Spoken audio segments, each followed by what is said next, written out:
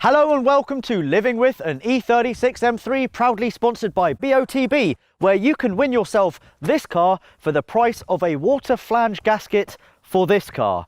I should know because I had to change it along with a water pump, thermostat housing and loads of other stuff that keeps on going wrong with this car. Anyway, in this episode I'm going to be testing the new M2 versus the old E36 M3 to find out, is that really this car's spiritual successor?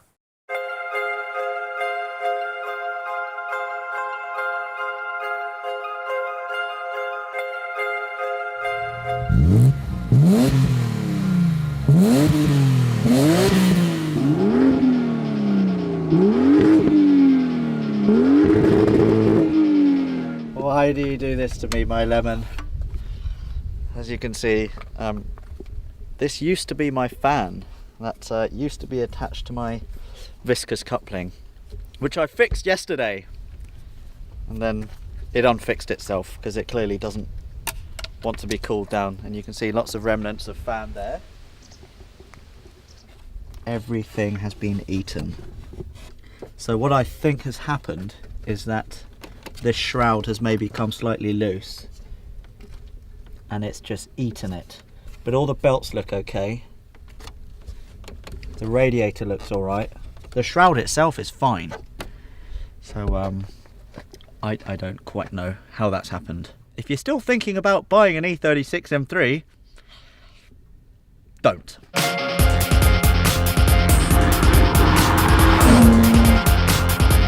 Despite my E36 M3 now missing most of its fan, the cool outside temperature and a very close eye on the temperature gauge allowed for the day to continue. So let's start with their driving characteristics. While comparing the performance differences of both cars would be like comparing old lemons with fresh chilies, they are fairly similar in the sense that they don't feature particularly spiky driving characteristics. In fact, the 364 bhp and 343 pound-foot M2 is an easy car to drive fast, is as quick if not quicker than an M4 around a track, and makes its driver look like he knows what he's doing. Likewise, the smooth power delivery of the E36 M3 makes it predictable on the limit. They're also nimble and light on their feet, which makes fast cornering feel less intimidating. By contrast, the latest generation F80 M3 and F82 M4 demand full driver commitment with every stab of the accelerator pedal. Get it wrong or put the power down too early and you'll be in a whole world of pain.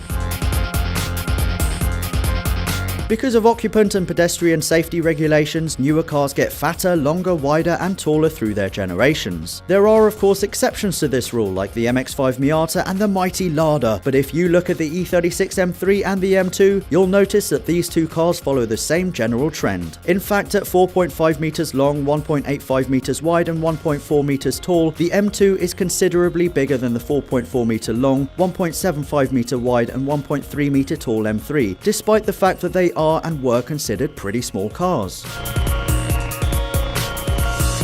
Burnouts are easy with rear-wheel drive, a locking diff and enough power, but these two cars burn rubber particularly elegantly, don't you think?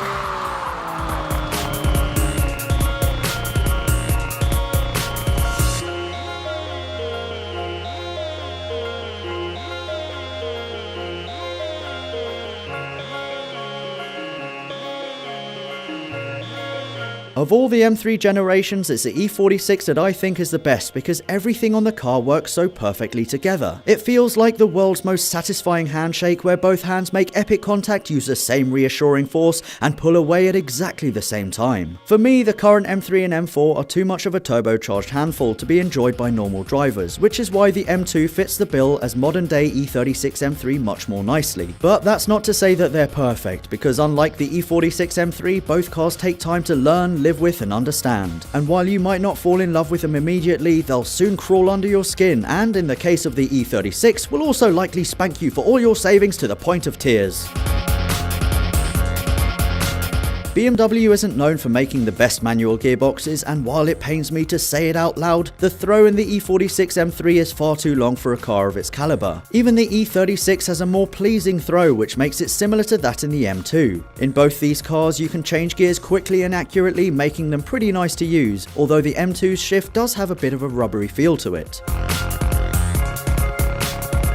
If you ignore the M2's overrun and remember the fact that this particular M3 has an aftermarket Super Sprint backbox, the engine and exhaust noises of both cars are very similar. There's something to be said for a highly strung straight six, and to my ears, BMW makes the best in the business. So there you have it, the reasons why I think the M2 is the true spiritual successor to the E36 M3. Speaking of which, I'll be spending yet more money and time buying and fitting new M3 parts this weekend. Oh, my poor Lemon, there's so much work left to do. It's been a very bad day for you, hasn't it?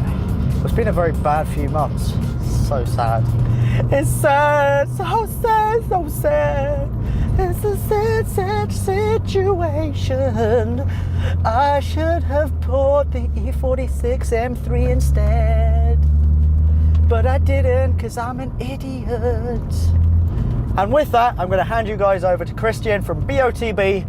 Thanks, Alex. Now, if you register with botb.com now and follow the instructions in the video description below, we'll enter you into a prize draw to win £150 worth of game credit to spend with BOTB, the dream car competition company. Now, the latest Car Throttle member to win that £150 worth of game credit is Tim Biggs. Congratulations, Tim. We'll announce the next winner at the end of the next Living with an E36 episode, if Colin survives. We've just been to surprise our latest dream car winner, and you could be next. Get involved now.